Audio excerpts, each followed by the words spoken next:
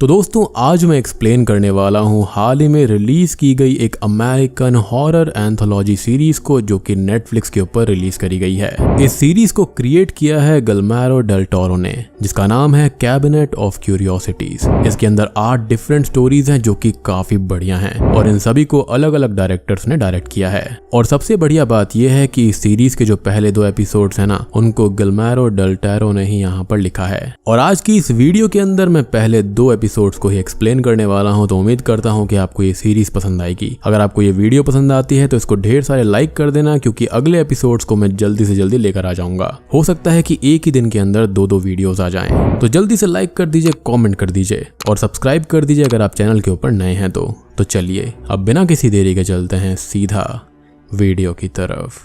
कई सदियों पहले जब दुनिया में ढेरों रहस्य मौजूद थे और बहुत कम लोग ज्यादा दूर सफर कर पाते थे, तब एक नए किस्म के कलेक्शन का जन्म हुआ जो कि था कैबिनेट ऑफ क्यूरियोसिटीज।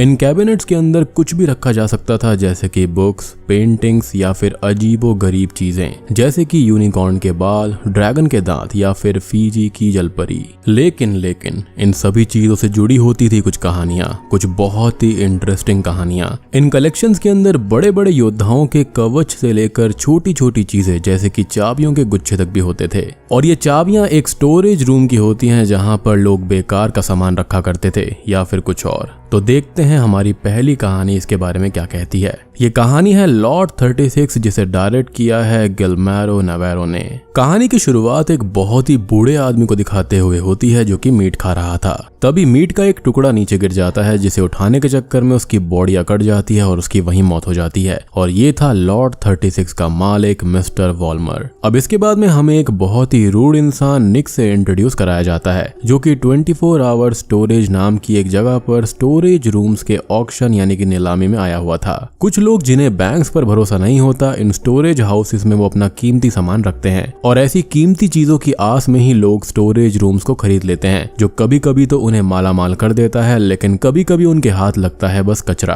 अब पहली बोली लगती है लॉट 36 की, जिसको निक $400 में खरीद लेता है। निक बहुत ही ज्यादा कर्जे में डूबा हुआ था और कमाई के लिए ऐसे लॉट्स को खरीद कर उनका सामान वो बेचा करता था। लॉट की चाबी देने से पहले स्टोरेज रूम्स का केयर टेकर एडी उसे वहां के पिछले ओनर की सीसीटीवी फुटेज दिखाता है और बताता है कि कैसे वो 1945 से रोज एक बैग को लेकर उस यूनिट में आया करता था और अंदर 1-1.5 घंटा बिताकर वो बैग खाली करके वापस चला जाता। और अंदर जाने से पहले और बाहर आने के बाद में वो अजीब तरह का डांस भी करता था। पर निक को ये लगता है कि बूढ़े लोग उम्र के साथ पागल हो जाते हैं और वो इस बात पर कोई खास ध्यान नहीं देता और यूनिट की चाबी लेकर चला जाता है। निक के बाहर जाते ही एडी के पास एक यूनिट की काफी सालों से किराएदार मिस अमीलिया किराया देने आती हैं, लेकिन 2 महीने तक किराया ना देने और फोन और नोटिस पर रेस्पॉन्ड ना करने की वजह से एडी को ये लगा था कि उन्होंने यूनिट छोड़ दी है और इसलिए उसने पहली यूनिट नीलाम कर दी थी जो कि निक ने खरीद ली थी। अब ये यूनिट तो निक ने खरीद ही ली थी और एडी के कहने पर अमीलिया अपनी फैमिली फोटोज और कुछ पर्सनल चीजें वापस लेने निक के पास चली जाती है। पर जैसा कि अब वो यूनिट कानूनी तौर पर निक की हो चुकी थी, इसलिए वो अमीलिया को यूनिट चेक करने से मना कर देता है, वो भी काफी रूड वे में, और फैमिली फोटोज के बदले $1000 मांगता है, जो कि काफी ज्यादा सेल्फिश मूव था।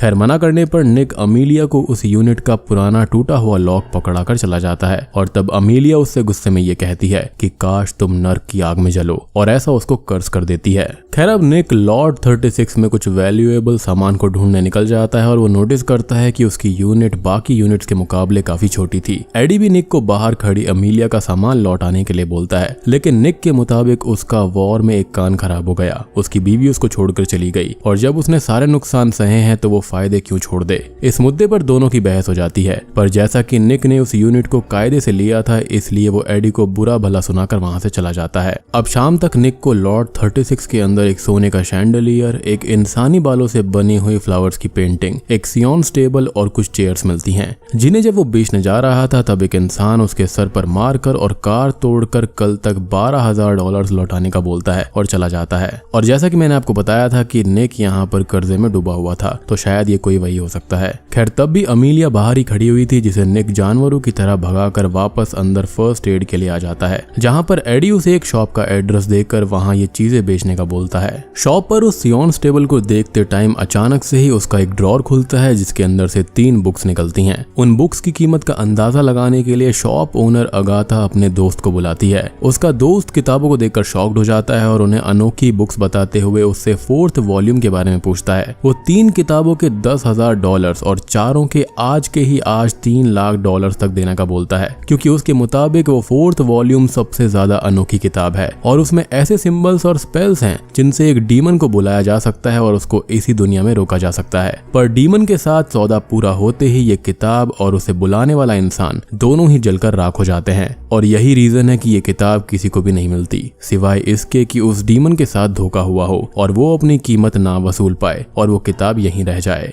निक और अगाथा का दोस्त जो होता है, दोनों इस किताब को ढूंढने के लिए फिर से स्टोरेज हाउस जाने के लिए निकल जाते हैं, जहाँ पर रास्ते में अगाथा का दोस्त उसे लॉर्ड 36 के पिछले ओनर के बारे में बताता है। वो बोलता है कि पिछले ओनर की फैमिली बहुत ही ज्यादा अमीर थी और वर्ल्ड वॉर 2 के बाद यूरोप से अमेरिका आकर सेटल हो गई। वो फैमिली बुरे लोगों के लिए हथियार बनाया करती थी और उस यूनिट का आदमी बहुत ही लालची था, जिसने सारी दौलत जुए में उड़ा दी थी। जिसके बाद उसने शैतान के पुजारियों से दोस्ती कर ली और एक डीमन को समन करके अपनी बहन डॉटी वॉल्मर के शरीर में उसको जगह दे दी थी। और ये केस उस टाइम पर बहुत ही ज्यादा प्रचलित हुआ था। पर निक इस स्टोरी में बिल्कुल भी इंटरेस्ट नहीं शो करता, उसको सिर्फ पैसों से मतलब था।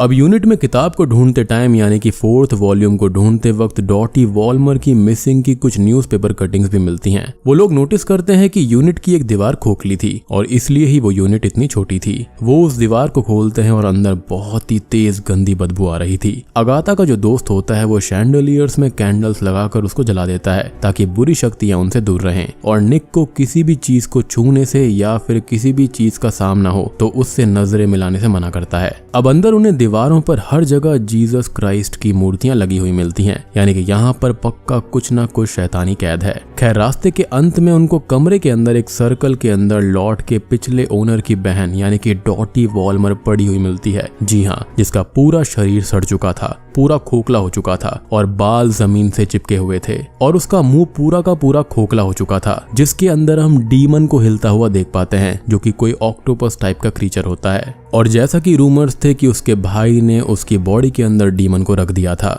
और शायद से उसने उसको अंदर से खा लिया होगा और वहीं पर रह गया। और मुझे लगता है कि डॉटी के ब्रदर यानी कि जिसने ये सारा काम किया था वो जानता था कि यहाँ पर क्या कैद है और शायद से इसलिए ही उसने यहाँ पर ये नई दीवार बनवा दी थी, जिसके चलते कोई भी इस जगह को ढूंढ ना पाए। खैर वहां पर उन्हें उन बुक्स का 4th वॉल्यूम भी रखा हुआ दिखता है और अगाथा का दोस्त निक को सर्कल की लाइन पर जाने से मना करता है, लेकिन उस किताब को लेने के लिए निक लाइन के पार चला जाता है, जो कि मेरे ख्याल से किसी सियोन्स की लाइन होती है। और तभी वो डीमन अचानक से ही डॉटी के मुंह से निकलकर सीधा अगाथा के दोस्त को खा लेता है और वो किताब भी जलकर राख हो जाती है। यानी कि ये डीमन यहाँ पर पक्का किसी नए शिकार का वेट कर रहा था। अब वो डीमन निक के पीछे लग जाता है और निक भागता हुआ स्टोरेज हाउस के गेट पर पहुंच जाता है, लेकिन उसका जो गेट था वो बाहर से लगा हुआ था। लेकिन तभी अमीलिया गेट पर आ जाती है और निक उससे दरवाजा खोलने को बोलता है, लेकिन अमीलिया निक के गिड़गिड़ाने के बावजूद भी उसके लिए दरवाजा नहीं खोलती और उसी के दिए हुए टूटे ताले को गेट पर लटकाकर चली जाती है। यहाँ पर निक को डीमन खा लेता है और स्टोरेज हाउस की लाइट्स ऑफ होने के साथ ही कैबिनेट ऑफ क्यूरियोसिटीज का पहला एपिसोड खत्म हो जाता है। तो भाई देखो, पहली कहानी के अंदर हमको यही दर्शाया गया है कि जो आप करोगे वही आपको भोगना पड़ता है, यानी कि जो आप बोओगे वही आपको काटना होगा। निक ने अमीलिया के साथ में बुरा किया, इसलिए निक का अंजाम बहुत ही ज्यादा बुरा हुआ। दूसरे एपिसोड यानी कि दूसरी कहानी का नाम है द ग्रेवयार्ड रैट्स और इसके डायरेक्टर हैं विंसेंजो नटाली। कुछ इंसान ताबूत में दफन लाशों को लूटकर पैसे कमाते हैं और ये एपिसोड उसी के ऊपर बेस्ड है। कहानी की शुरुआत होती है सेलम मैसाचुसेट्स में एक ग्रेवयार्ड के अंदर। हम ग्रेवयार्ड के अंदर 2 ग्रेव डिगर्स यानी कि थीव्स को देखते हैं जो कि लाश को लूट कर ले जा रहे होते हैं कि तभी एक इंसान गन दिखाकर उनसे उनका बैग ले लेता है और खुद को ग्रेवयार्ड का रखवाला बताकर उन्हें पुलिस की धमकी देकर भगा देता है। इस इंसान का नाम होता है मसाओ, जो कि खुद एक ग्रेव्स का लुटेरा था और वो उन्हें भगाकर खुद लाश को लूटने चला जाता है। लाश के मुंह में एक सोने का दांत होता है जिसे निकाल कर वो गलती से कब्र में गिर जाता है और उस दांत को ढूंढते हुए उसके हाथ में एक चूहा काट कर चला जाता है। बात करें मसाओ के बारे में तो वो पहले एक अमीर इंसान हुआ करता था, लेकिन एक बार जुए में हारने की वजह से उस पर बहुत ज्यादा कर्जा हो गया था, जिसको चुकाने के लिए वो कब्रों को लूटा करता था, यानी कि लोगों की लाशों से वो कोई ना कोई कीमती चीज लूटा करता। अब मसाओ अपने कर्ज की किश्त जमा करने के लिए जाता है, जहां पर उसका चुराया हुआ सामान किश्त के मुकाबले काफी कम था और जो इंसान उससे किश्त लिया करता था उसका नाम हैंस होता है। अब मसाओ हैंस को इसकी वजह कब्र में मौजूद अलग अलग देशों से शिप से सेलम आए हुए चूहों को बताता है, जो कि कब्रों से कीमती चीजों को जमीन के नीचे ले जाते हैं। मसाओ बताता है कि जमीन में बिछी हुई गुफाओं के जाल हैं जिसे ब्लैक चर्च कहा जाता है। वहां पर ऐसी शक्तियों की पूजा होती है जिनका नाम लेना भी बहुत बड़ा गुनाह है। इन्हीं ब्लैक चर्चेज में चूहे सारा कीमती सामान ले जा रहे हैं। मसाओ कर्ज वापस करने के लिए थोड़ा और समय मांगता है, पर उसको किश्त देने के लिए हैंस यहाँ पर बस 1 हफ्ते की मोहलत देता है। खैर मसाओ अब और सामान ढूंढने के लिए एक मॉर्चुरी के अंदर जाता है, जहाँ का केयरटेकर डूली उसे लाशों को देखने के बदले में डेविल्स एलेक्सा मांगता है, जो कि मसाओ उसको दे देता है। असल में ये एक प्रकार का मैजिकल पोशन होता है या फिर एक मैजिकल दवाई आप कह सकते हो। खैर अब कुछ डेड बॉडीज के अंदर उसको कुछ नहीं मिलता, लेकिन तभी उसको एक शिपिंग मर्चेंट की बेशकीमती लाश मिलती है जिसके दांतों में सोने की फीलिंग्स थी। पर डूली मसाओ को उस लाश को हाथ लगाने से भी मना करता है, क्योंकि इससे लोगों को उनके धंधे के बारे में पता चल सकता था। तभी उस मर्चेंट की वाइफ अपने हस्बैंड को देखने के लिए आ जाती है और मसाओ और डूली वहां पर छुप जाते हैं। मर्चेंट की वाइफ अपने हस्बैंड को उनके सारे मेडल्स और किंग जॉर्ज की दी हुई तलवार के साथ दफनाने का बोलती है, जिसे सुनकर मसाओ के मुंह में पानी आ जाता है और वो नाचते हुए अपने रूम पर चला जाता है। मसाओ को लेकिन अब बस एक बात की चिंता थी कि कहीं उससे पहले ही चूहे आकर उस लाश से सामान को गायब न कर दें। अब बेड पर बैठे हुए मसाओ को ऊपर सीलिंग से एक चूहे की पूंछ लटकी हुई दिखाई देती है, जिसे खींचने पर ढेर सारे चूहे उसके ऊपर गिर जाते हैं, लेकिन ये बस मसाओ का एक बुरा सपना था। शिपिंग मर्चेंट के फ्यूनरल के बाद में मसाओ उसकी कब्र को खोदकर सामान निकालने के लिए जैसे ही कॉफिन खोलता है तो उसे लाश गायब मिलती है, जिसे कुछ चूहे एक सुरंग से कहीं पर लेकर जा रहे थे। मसाओ ये सोचता है कि अगर उसने कर्ज नहीं चुकाया तो उसे भी कॉफिन में ही दफना दिया जाएगा, जिससे हमको पता चलता है कि वो अंडरवर्ल्ड के लोगों के लिए काम कर रहा था और उन्हीं से उसने वहां पर कर्ज लिया था। खैर इसी डर से मसाओ उन चूहों के पीछे उस सुरंग में चला जाता है, जहां पर उसे बहुत सी सुरंगों का जाल दिखता है। अब जाते हुए उसके आंख में एक लकड़ी चली जाती है और गुस्से में मसाओ उस लकड़ी को खींच देता है, जिससे पूरी सुरंग धंस जाती है और मसाओ उसके अंदर ही दब जाता है। अब हम सभी को ये लगता है कि यहाँ पर मसाओ की कहानी खत्म हो गई है, लेकिन तभी वो उन पत्थरों के बीच से निकलकर फिर से चूहों को कोसते हुए उनका पीछा करने लगता है। तभी बहुत सारे चूहे उसे काट देते हैं और मसाओ गुस्से में उन पर गोलियां चला देता है। तभी हमें एक बहुत बड़ा चूहा दिखाया जाता है जो कि मसाओ के पीछे लग जाता है। इसी भगदड़ के अंदर मसाओ एक सुरंग से होता हुआ बहुत सारी हड्डियों के ढेर पर जा गिरता है। मसाओ अब उन स्केलेटन्स के ऊपर बहुत ही बेशकीमती सामान को नोटिस करता है और बहुत ही ज्यादा खुश हो जाता है। उसे किंग जॉर्ज की तलवार भी मिल जाती है और ये वही ब्लैक चर्च होता है जिसके बारे में शुरुआत में जिक्र किया गया था। यहाँ पर ब्लैक चर्च के गॉड और वी कैन से कि डीमन की मूर्ति भी बनी हुई थी। आई मीन यहाँ पर जो भी चूहे या फिर लोग इसकी इबादत करते होंगे उसके लिए तो ये गॉड ही है।